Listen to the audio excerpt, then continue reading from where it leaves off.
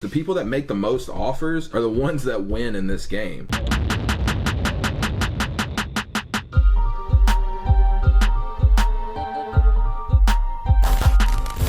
What's up, guys? Welcome back to the channel. My name is Derek, aka Flipping a House, and if you're new here, we talk real estate, financial literacy, and just how to get better. And today is no different, as I'm going to be talking to you guys on how to get your first investment property. It doesn't matter if you know anything about real estate. If you have money, I'm taking all the excuses off the table today so you can be set up for success to acquire your first investment deal. So let's get into it. Now, when I talk about real estate, I'm going to be focusing on investing specifically, as the topic of this video is how to get your first investment deal, and I'm going to be going over a series of simple tasks and things that you can do. So by the end of this video, you'll understand how you can get your first investment deal and come out of this year wealthier than ever, and obviously gain new knowledge of a skill that you can take throughout life. Because even though you may not want to be a full-time real estate investor, everyone should own real estate in their life or have these skills under their belt, as you can make money fast and also help someone in the process and create win-win-win. So let's get into it. Now, I think the first step that you can take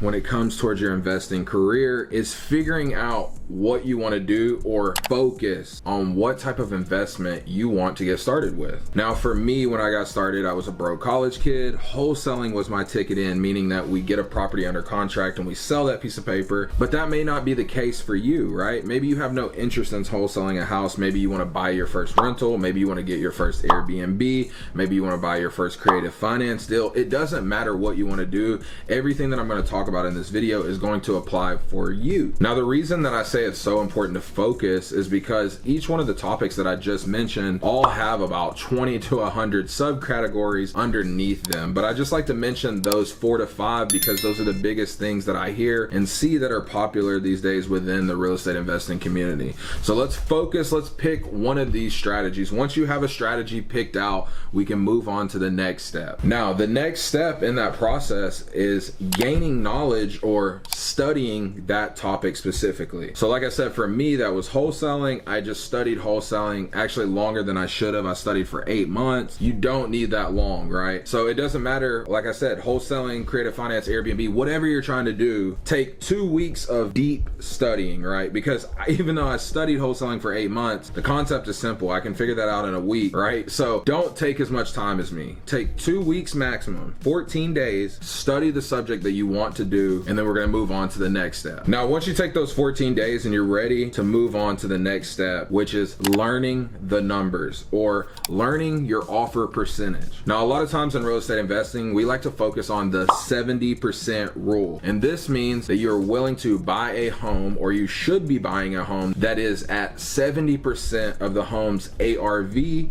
or after repair value. And for quick numbers, just so you guys understand what I'm talking about, typically if you're buying a $100,000 home, you would want to pay $70,000 all in, meaning that that's your purchase price, your rehab or construction, and any other costs that may be associated, such as hard money. Now, as competitive as the market is, you need to understand it's going to be really hard to find a 70 to 75% deal max. I wouldn't pay over 75% for a deal, and I really try to focus on 70%. Now, I say that it's going to be really hard is because I'm setting those expectations for you, right? This business is not easy. Even if you're doing this on the side and you're only acquiring one property a year, let's focus on finding that one amazing deal that you buy every year. And I think the best way to do that and to protect your downside, I've tried doing it a million other ways, is to buy a property off market and at a 70% discount all in. Now, like I said, it's not always going to happen, but that should be the focus.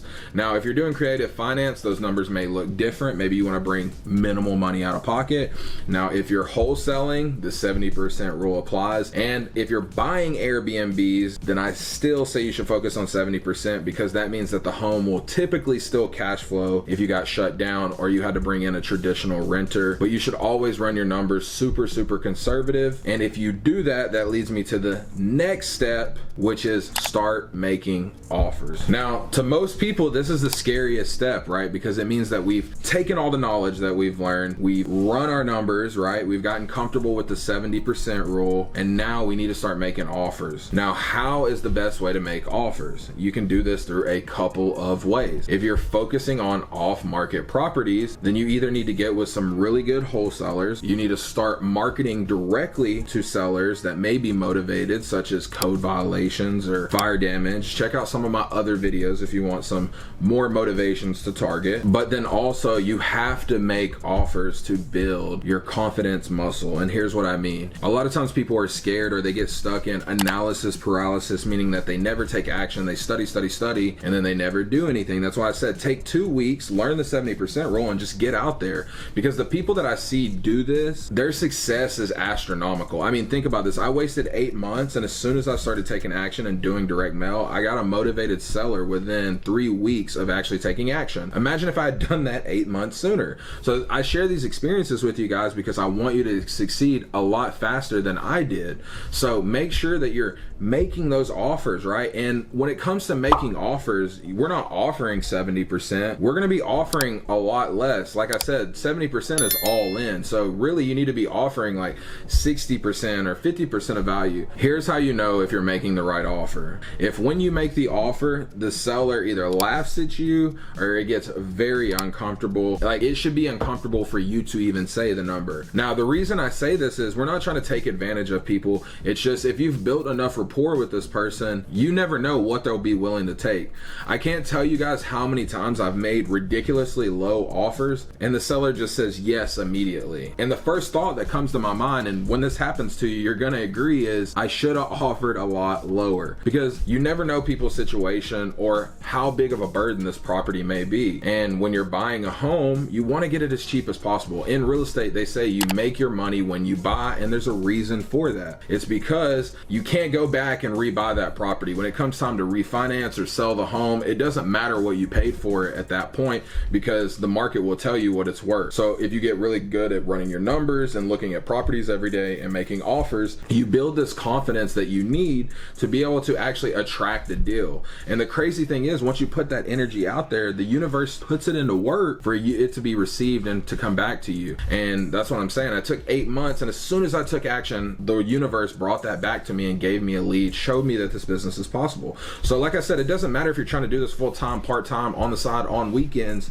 you still have to be making offers. The people that make the most offers are the ones that win in this game. Me personally, I make 3 to 5 offers a day. It's not even 1 o'clock and I've already made 2 offers this morning, which means I have probably another 2 to 3 more to make by the end of the day. So now that we've built this muscle up, we've been making offers, we know our numbers, we're getting comfortable, we're putting out a lot of offers, guess what's gonna happen? It's something crazy. You're gonna get an offer accepted. And that's where the real fun begins, because everything that you've been prepping yourself for or studying, this is when it matters. This is the only thing that matters, is when you get an offer accepted. Now let's look at moving forward, right? Are we gonna be doing an option period? Now, if you're new and this is your first property, I always recommend you take a small option period if possible. Now, you may have to pay for this, but if you can get 3 to 5 days to just verify your numbers with a contractor, I think that you'll be able to find that a lot of things that you thought were scary or wrong, if you've built up this muscle, you're actually on the right track. And no, your numbers are never going to be exact and things are going to happen. That's just real estate. Just expect it. But I can tell you once again that once you start doing this and you get an offer accepted,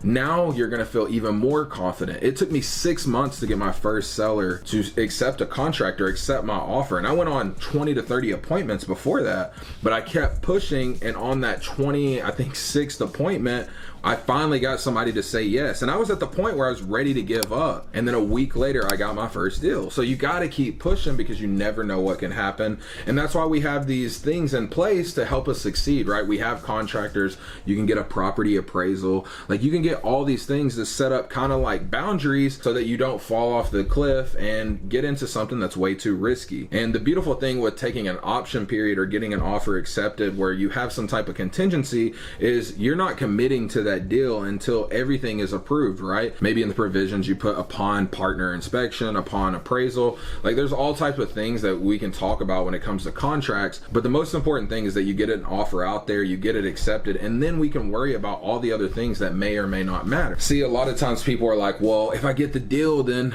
maybe I won't be able to find the money. But that's what I tell people is like, if you just focus on the deal, you will always find the money. Good credit, bad credit, it doesn't matter. And don't get me wrong, when you're out here making offers, maybe you start talking with some hard money lenders or private money lenders, or if you're buying creatively, maybe you pull some money out of a home equity line or a credit card. I mean, I have plenty of videos talking about ways that you can finance your first investment property, but the most important thing is that you find the deal. Once you find the deal, then you can worry about finding the money for the deal, because if the deal is good enough, people are going to be throwing money at you. It's crazy.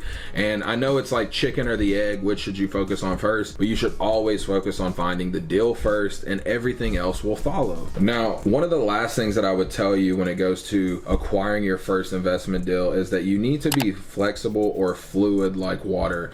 And what I mean by that is things are never going to go as planned. I've done over 200 plus deals at this point, and I can tell you only one or two of them have went exactly as planned. And to be honest, I'm so used to things going wrong that when they go exactly how they should, it scares me, because it means I'm usually missing something or something's gonna pop up. Now, I'm not trying to scare you or talk in a negative light. I'm just preparing your expectations once again for things are never gonna go as planned. Be flexible with it. Put in your budget an extra 5 to 10,000, maybe even 15,000 if you have it, for things to go wrong or pop up that you may miss, or even inspectors may miss on the home. I mean, so many things can go wrong that you just need to be prepared for. Now, the last and most important thing that you can do is close on the deal. And I would never recommend closing on an investment deal unless you have what is called a clear title commitment, meaning that the home is free and clear. There's no liens or judgments against it. The title company can provide you with a clear title commitment that is insured by an owner's title policy, meaning that they certify that this is free and clear and nobody is coming to claim it, or anything bad is going to pop up, and you are protected. Now, once that happens, you just need to close on the property. That's the next and most important step. You've done all the footwork. Now just close on this property, work through it, refinance, sell it, do what you're going to do, and then most importantly, you repeat this process. Like I said, you don't have to be doing 10 to 20 deals a month. Even if you're just buying one deal a year, you just need to get out there. You need to get started. You need to start investing, because your future self will thank you.